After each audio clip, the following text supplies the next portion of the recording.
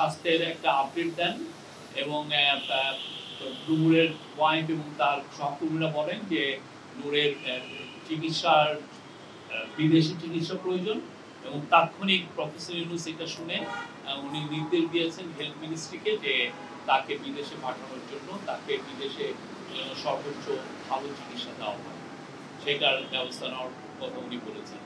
আর হচ্ছে যে সভায় ওইখানে ল অ্যাডভাইজার ছিলেন আসিফ নজরুল, অ্যাডভাইজার আদিলুর রহমান খান এবং রিজওয়ানা হাসান ছিলেন। আসিফ নজরুল জানিয়েছেন যে এক সদস্য বিশিষ্ট একটি জুডিশিয়াল কমিটি, প্রোব কমিটি করা হয়েছে। এটার নেতৃত্বে থাকবেন জাস্টিস আলী রেজা। এটার গ্যাজেট আমরা আশা করছি আগামীকালের মধ্যে এটা পাবলিশ হবে। মোনালিসা হেভি ফ্লো 15 পিস প্যাকেটের সাথে 8 পিসের একটি প্যাকেট একদম ফ্রি।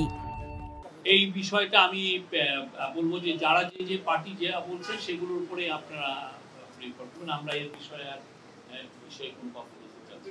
অনেকগুলো সাজেশন এসছে, আমাদের চিফ অ্যাডভাইজার প্রত্যেকটা সাজেশন নোট ডাউন করেছেন, আমরা নোট নিয়েছি এবং সেই অনুযায়ী আপনার সামনে উনি নির্দেশ দিবেন। আর স্যার যেটা বলেছেন যে এগুলো নিয়ে আরো মিটিং হবে।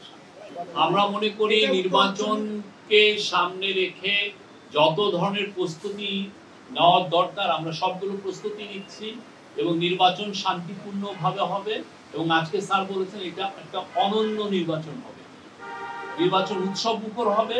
আমরা সবাই আমাদের পরিবার পরিজন নিয়ে ভোট দিতে যাব এবং এটা একটা যাতে এই উৎসবটা সারা জীবন মানুষজন মনে রাখে।